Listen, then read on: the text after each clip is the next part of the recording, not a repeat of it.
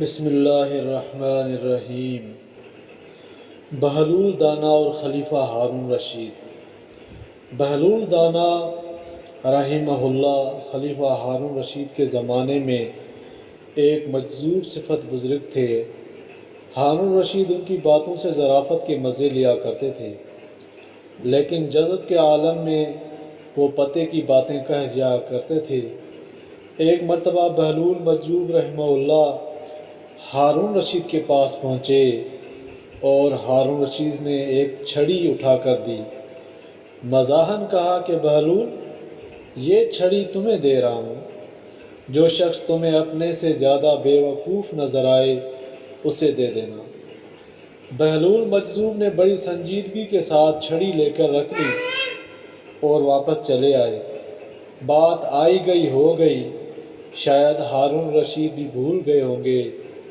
عرصہ کے بعد ہارون رشید کو سخت بیماری لاحق ہو گئی، بچنے کی کوئی امید نہ تھی۔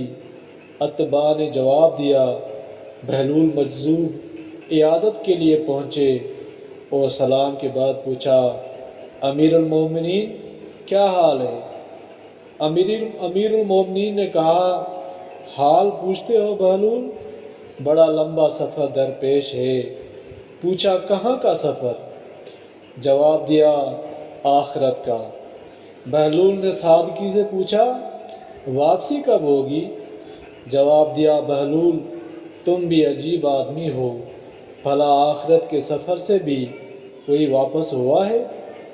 بہلول نے تعجب سے کہا، اچھا آپ واپس نہیں آئیں گے؟ تو آپ نے کتنے حفاظتی دستے آگے روانہ کیے اور ساتھ ساتھ کون جائے گا؟ جواب دیا، آخرت کے سفر میں کوئی ساتھ نہیں جایا کرتا، خالی ہاتھ جا رہا ہوں۔ بہلول مجذوب کہنے لگے، اچھا اتنا لمبا سفر، کوئی معین و مددگار نہیں؟